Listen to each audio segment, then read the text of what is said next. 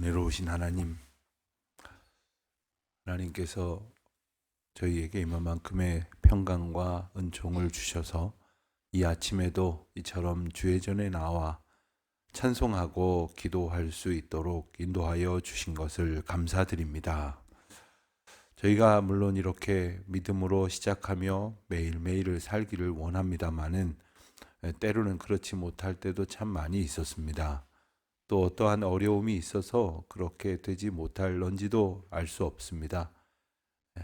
마음은 원이로되 육신이 약하여 또 삶의 분주한 저희를 가로막고 있는 어떤 문제들로 인하여 또는 저희들의 삶의 경제적이고 여러 가지 상황적인 문제로 인하여 주님 앞에 매일매일의 삶을 저희가 원하는 만큼의 믿음의 시간으로 그리고 경건의 시간으로 시작하지 못하게 될 때도 있겠습니다마는 어떤 형편에서도 오직 주님 앞에 이 하루를 겸손히 시작하는 그리고 주님의 부르심을 기뻐하는 찬송의 시간들이 충만케 하여 주시옵시고 또 저희들의 매일매일의 삶 가운데 역사하실 주님을 의뢰하며 모든 일을 시작할 수 있도록 은총을 베풀어 주시기를 기도드립니다.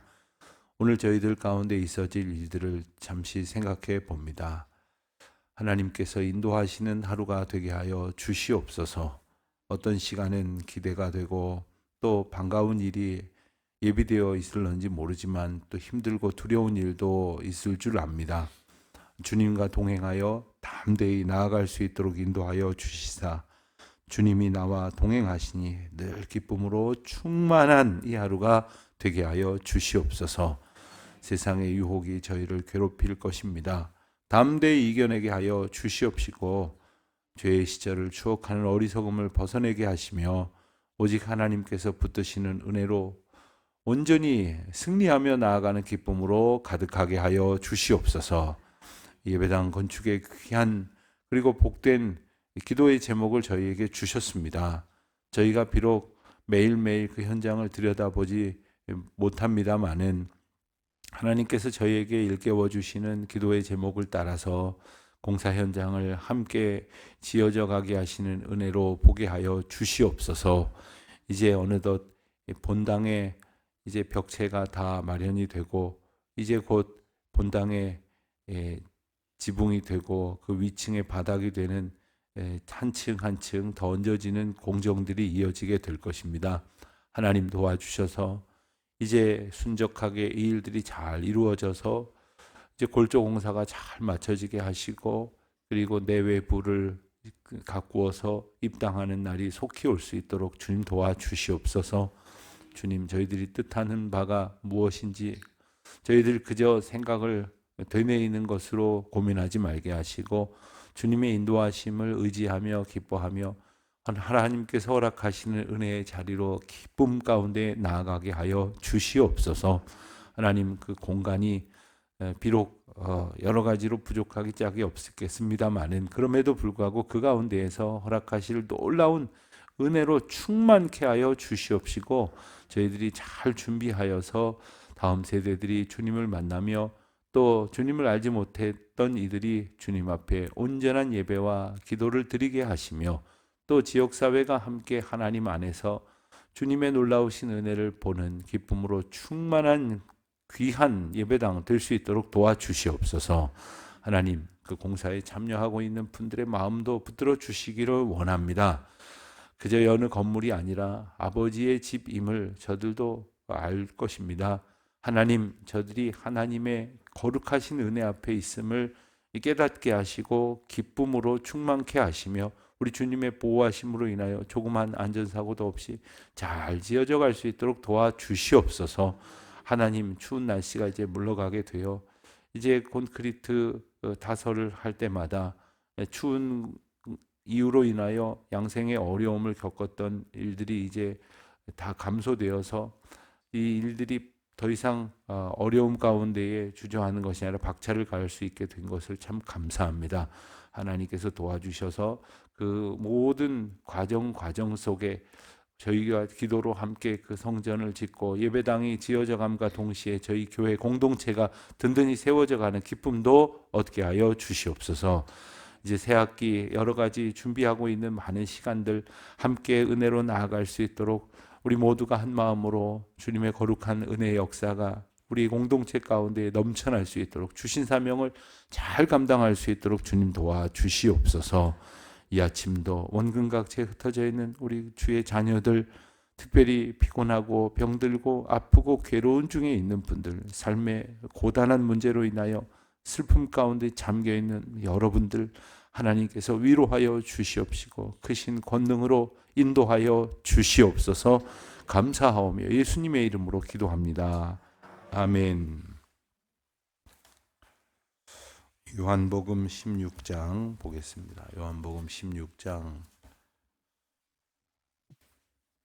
16절부터 24절까지 말씀 함께 봉독하겠습니다. 조금 있으면 너희가 나를 보지 못하겠고 또 조금 있으면 나를 보리라 하시니 제자 중에서 서로 말하되 우리에게 말씀하신 바 조금 있으면 나를 보지 못하겠고 또 조금 있으면 나를 보리라 하시며 또 내가 아버지께로 감이라 하신 것이 무슨 말씀이냐 하고 또 말하되 조금 있으면이라 하신 말씀이 무슨 말씀이냐 무엇을 말씀하시는지 알지 못하노라 하거늘 예수께서 그 붙들고자 함을 아시고 이르시되 내 말이 조금 있으면 나를 보지 못하겠고 또 조금 있으면 나를 보리라 하므로 서로 문의하느냐. 내가 진실로 진실로 너희에게 이르노니 너희는 곡하고 애통하겠으나 세상은 기뻐하리라. 너희는 근심하겠으나 너희 근심이 도리어 기쁨이 되리라. 여자가 한산하게 되면 그때가 이르렀으므로 근심하나 아기를 낳으면 세상의 사람 난 기쁨으로 말미암아 그 고통을 다시 기억하지 아니하느니라. 지금은 너희가 근심하나 내가 다시 너희를 보리니 너희 마음이 기쁠 것이요 너희 기쁨을 빼앗을 자가 없으리라. 그날에는 너희가 아무것도 내게 묻지 아니하리라. 내가 진실로 진실로 너희에게 이르노니 너희가 무엇이든지 아버지께 구하는 것을 내 이름으로 주시리라. 지금까지는 너희가 내 이름으로 아무것도 구하지 아니하였으나 구하라 그리하면 받으리니 너희 기쁨이 충만하리라. 아멘. 오늘과 내일까지의 말씀을 보면 이제 예수님께서 십자가로 향하시기 전에 제자들에게 남기셨던 마지막 이제 말씀, 마지막 건설의 말씀이 13장부터 이어지게 된 것이 이제 마무리 단계로 접어듭니다.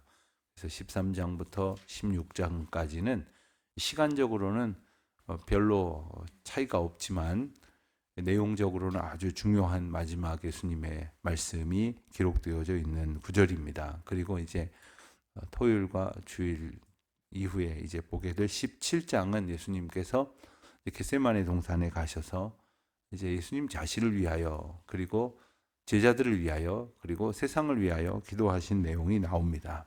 그렇기에 마지막으로 가까이 가는 이 시점에서 주시는 예수님의 말씀은 참 의미심장하고 중요한 말씀이 아닐 수 없습니다. 그런데 오늘 말씀을 보는 것처럼 제자들은 그 말씀을 잘 알아듣지 못하고 있습니다. 깨닫지를 못하고 있습니다. 가령 여러분들도 누군가와 이제 오래 같이 시간을 할 수 없을 때가 된다면 정말 중요한 이야기, 혹 반복이 되더라도 중요한 이야기를 계속 하시지 않겠습니까? 이거 꼭 기억해라, 저거 꼭 기억해라 하면서 중요한 이야기를 하시게 될 것인데 예수님께서도 그 중요한 말씀, 그 골자가 되는 말씀을 주셨지만 깨닫지 못한 이 제자들은 깨닫지 못한 것으로 끝나는 것이 아니라 이제 그게 근심이 되게 되었습니다. 16절 보면 조금 있으면 너희가 나를 보지 못하겠고 조금 있으면 나를 보리라 이렇게 말씀을 하셨더니 제자들이 조금 있으면 이라는 말이 무슨 뜻일까? 지금은 볼 수 있는데 곧 보지 못하게 된다는 말씀이 무슨 말일까 하고는 이제 저들끼리 이렇게 서로 묻고 궁금해한 이야기들을 하고 있는 겁니다. 그런데 제자들 중에 누구도 이것을 밝게 깨달아서 친구야, 그것은 이런 내용이 아니겠는가 하고 이렇게 교훈해 주는 상황이 되지 못하고 있었습니다. 참 답답한 노릇이죠. 제자들이 예수님의 말씀을 가장 가까이에서 가장 반복적으로 들었을 테니 말입니다. 복음서를 연구한 학자들의 그 여러 가지 기록들을 보면 예수님께서 성경에 특정되어 있던 어떤 말씀을 딱 한 번 하셨겠느냐 이거예요.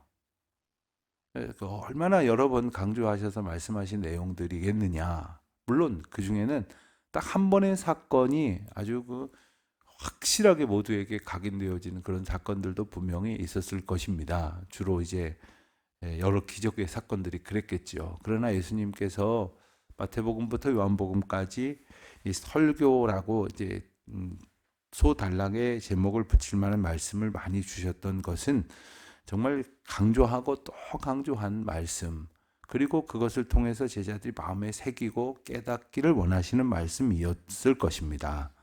어느 교회에서 목사님이 설교하신 내용과 비슷한 얘기를 또 하고 그러셨더랍니다. 그랬더니 교인들이 아니 우리 목사님은 저것밖에 모르나 한 얘기를 또 하고 지난주도 사랑하라 하고 이번 주도 사랑하라 하고 매일 사랑하라 소리밖에 안 하시니 물론 말씀이지만 왜 저 말씀만 하시지? 그러고선 누가 용기를 내서 물었답니다. 목사님은 다른 말씀은 모릅니까? 왜 그 말씀만 그렇게 하십니까? 그랬더니 사랑하라고 아무리 설교해도 사랑하라 한 대로 사랑하지 않으니 사랑하라 하신 설교 말씀 또 할 수밖에요. 이런 말씀하셨다는 거예요. 우리가 찬송가도 그런 찬송 있잖아요. 평생에 듣던 말씀.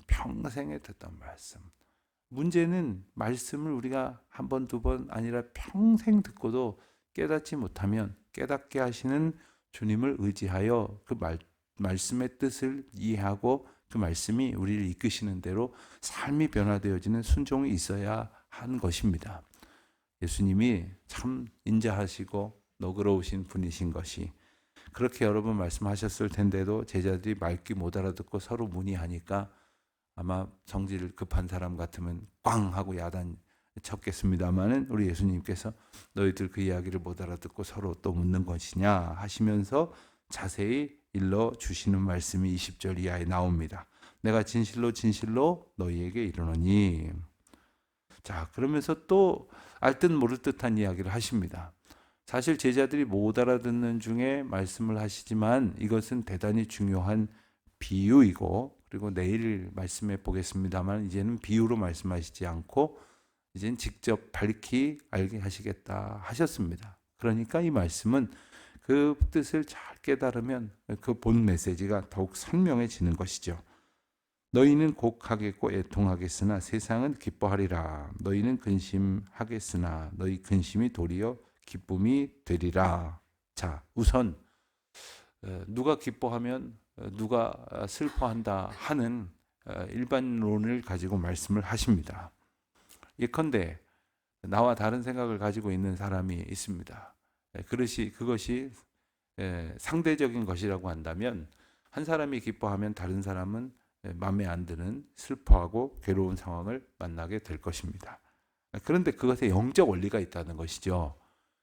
하나님의 백성이 어려움 가운데에 곡하고 슬퍼하고 애통하는 일을 만나면 세상이 기뻐하지만 하나님께서는 그 근심이 도리어 기쁨이 되게 하시겠다고 약속을 하십니다. 그러니 이 근심은 이유가 있는 근심이고 슬픔과 애통함은 이유가 있는 것이라는 거죠. 이것은 곧 있을 예수님의 죽음의 사건을 예표하는 것이죠. 예수님께서 십자가에 달리시고 그리고 죽음을 맞이하시고 그리고 제자들 곁을 떠나시게 되는 일은 말할 것도 없이 슬픔입니다. 예컨대 이게 사람의 일이라고 한다면, 어떤 사람의 일이라고 한다면 무조건 슬픈 일입니다. 무조건 애통하고 가슴 아픈 일입니다. 자, 누군가가 아파하다가 고통하다가 세상을 떠나서 내 곁을 떠났다. 이게 어떻게 다른 일로 설명이 될 수 있는 말입니까? 하지만 이런 경우도 있음을 또 기억을 합니다. 오래전에 목회하던 교회에서 어머님이 세 딸들과 함께 교회를 나왔는데 그 세 딸들이 꽤 장성했는데도 불구하고 교회 나오는 표정들이 보면 아주 불편해요. 아주 불편하기 짝이 없습니다. 그것도 뭐 이틀이 멀다 하고 또 빠지고 또 교대로 빠지고, 그래서 어머님의 소원이 늘 이 세 딸들이 신앙생활 잘 하는 것이었는데 이 딸들이 좀처럼 믿음으로 잘 지내지를 못하게 되었어요. 오랜 세월 지켜봤는데 어머니께서 갑작스럽게 병을 만났는데 너무나 급히 이게 악화돼서 그만 세상을 떠나시게 됐습니다. 그런데 뭐 중간 과정은 생략을 하고 장례를 치르면서 이 딸들이 어머니의 진심을 깨닫게 됐어요. 그리고 이 딸들이 셋 다 마치 앞 다투어 경쟁이라도 하듯이 열심으로 믿음 생활을 하는데, 참 이건 그 사람을 처음부터 본 사람들로서는, 저 같은 사람으로서는 정말 이 놀라운 역사가 아닐 수 없다고 이렇게 깨닫게 되는 거죠. 하나님께서 허락하시는 역사는 누군가에게는 슬픔을 주지만 그것이 변하여 기쁨이 되게 하시는 것은, 이것은 하나님께서 하시는 일이고 예수님께서 십자가를 지시게 됐지만, 그래서 자기가 가지고 있던 모든 기대가 다 물거품처럼 변해버려서 절망할 수밖에 없다고 여기겠으나 우리 주님께서는 그 슬픔이 변하여 기쁨이 되게 하신다고 말씀하셨습니다. 그것은 바로 이제 우리가 곧 사순절을 시작하고 곧 부활의 기쁨의 부활절을 맞겠으나 이 부활절과 관계가 있는 것이죠. 예수님께서 십자가를 지시고 돌아가신 것으로 끝난 것이 아니라 다시 사시는, 그래서 놀라운 구원의 은혜의 역사를 이루시려고 하시게 됐다는 것을 일러주시는 것이죠. 본문에서는 또 한 가지 비유로 그 장면을 더욱 부각시켜 주십니다. 그것은 바로 여인이 아이를 낳는 겁니다. 21절 보면 해산하게 되면 그때가 이르렀으므로 근심하게 된다. 자, 배가 불러오고 이제 해산할 날이 다가오면 뱃속에 아기를 만날 기대가 분명히 있습니다만은 이 두려움이 너무너무 커지는 거죠. 뭐 남자들은 경험을 못 해봤습니다만은 여성들이 배가 불러오는 걸 보면 너무 신기하면서 무섭다 그러죠. 터질 것 같대요. 터졌다는 사람 없는데 그래도 막 이 신기한 일을 통해서 새 생명이 태어난다는 기대보다 더 큰 두려움이 분명히 있습니다. 그렇게 막연히 가졌던 두려움이 이 날이 가까우면 더 커지죠. 정말 무섭습니다. 그러나 그 근심이 아기가 태어나고 나면 어떻습니까? 떠올려 보면 그때 참 힘들었지. 아이고, 참 얼마나 무서웠는지 몰라. 할런지 모르지만 그 기쁨이 주는 그 크기가 너무나 커서 그 고통을 다시 기억하지 않는다고 말씀을 하십니다. 제자들은 예수님의 문제로 인해서 근심하고 그리고 두려워하게 될 것이지만 다시 만나게 될 예수님으로 인하여 기쁘게 될 것이니 그 기쁨을 그 어떤 것으로도 감할 수 없다, 빼앗을 수 없다. 그러므로 이제는 이 기쁨을 주시고자 하나님의 거룩하신 역사를 이루실 예수님을 온전히 바라보는 믿음의 변혁이 일어나야 한다는 것입니다. 23절, 24절에 보면 내일 말씀에 이어지는 부분에도 나옵니다만은 대단히 중요한 말씀이 나옵니다. 사실 이 말씀은 처음 하시는 말씀은 아닙니다. 이미 예수님께서 공생의 기간에도 말씀하셨습니다. 그것은 뭐냐면 바로 너희가 내 이름으로 구하라, 내 이름으로 구하라 하는 것입니다. 이것이 어떤 의미가 있느냐면 이제 하나님께서 들으실 영적 근거가 된다는 사실입니다. 여러분, 우리가 누구에게 무슨 말을 할 때 직접 말을 전할 수 없는 경우도 있겠죠. 가령 뭐 좀 많은 일을 하는 분들은 그 많은 일들을 효율적으로 하기 위해서 이제 사람을 곁에 두고 또 그 사람 중에는 뭐 비서도 있고 그 일을 이렇게 거쳐서 돕는 그런 뭐 보좌관들도 있고 또 일반 기업에도 보면 그 일들을 담당하는 사람들이 있겠죠.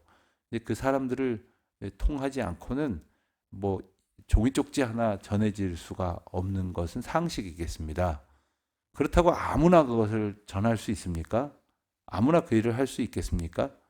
하나님께 죄인된 우리가 사실은 언제든지 소통할 수 있었지만 죄로 인하여 가로막힌 마치 그 장벽처럼 혹은 어떤 사이에 흐르는 그러한 강처럼 도무지 극복할 수 없는 죄의 문제가 우리 인생 가운데 있었기 때문에 하나님과 단절될 수밖에 없고, 그 단절된 상태가 유지되면 결국 죽을 수밖에 없는 거죠. 멸망할 수밖에 없는데, 예수님께서 그 사이에 유일무이한 통로가 되어주셔서 오셨으니 예수님의 이름으로 구하는 것마다 하나님께 닿게 될 것이고, 하나님께서 그것을 들으시고 응답하신다라는 말씀을 오늘 다시금 분명히 해주시는 거예요.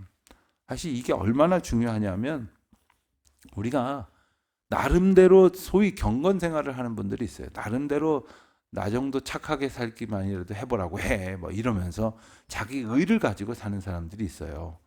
꼭 교회 가야 되냐고 막 교회 다니는 사람들 마음에 안 든다고 해가면서 뭐 기독교에 대해서 폄훼하고 혹은 우습게 여기고 이런 사람들을 보면 하나님을 부정하는 것은 아닌 그런 분들이 많아요. 그런데도 불구하고 하나님께 이룰 수 있는 길이 오직 예수 그리스도뿐이라는 사실을 인정하지 않는 것은 자기가 또 자기 의로 또 하나의 길이 될 수 있을 것이라는 생각을 갖는 거죠.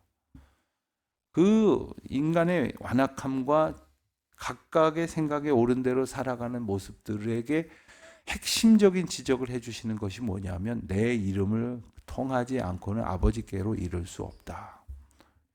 다른 이름을 주신 일이 없다 말씀하셨어요. 한때 종교 다원주의가 기승을 부렸을 때 하나님이 그렇게 편협하신 분이냐?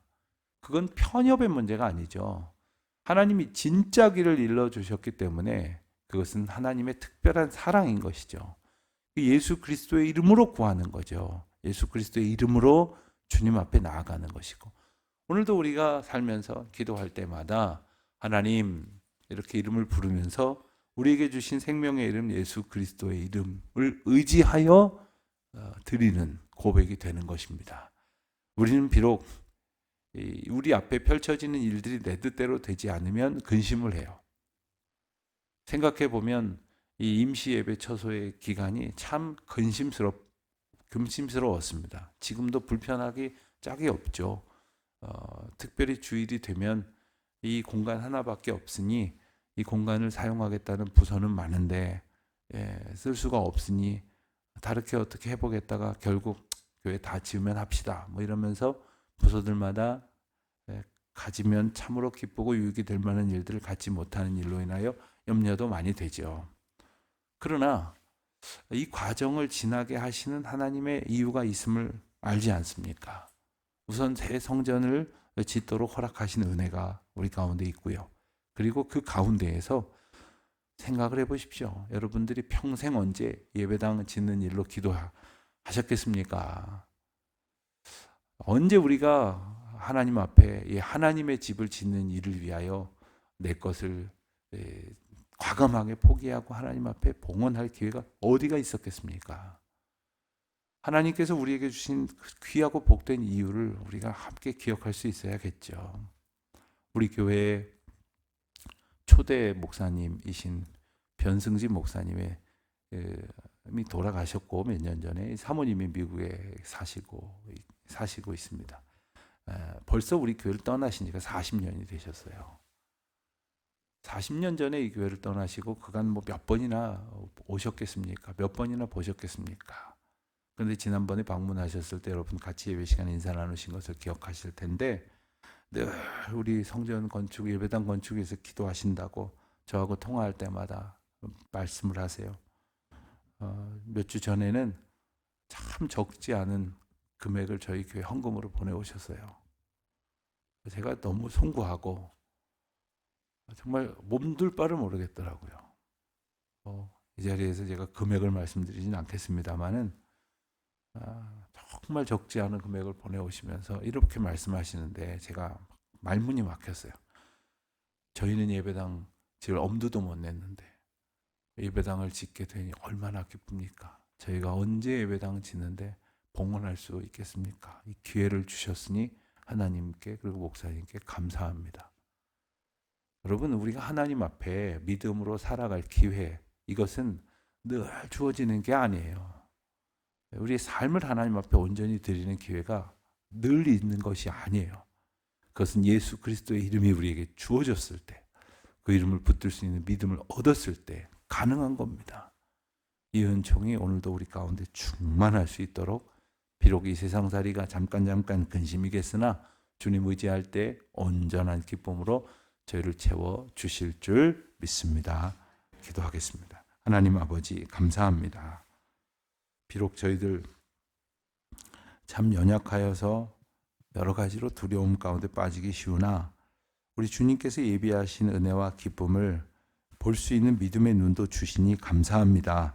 하나님께서 저희에게 허락하신 믿음의 놀라운 역사를 오늘도 보고, 그리고 소망하는 가운데 넉넉히 견뎌내는 이 하루가 되게 하여 주옵소서. 예수님의 이름으로 기도드립니다. 아멘.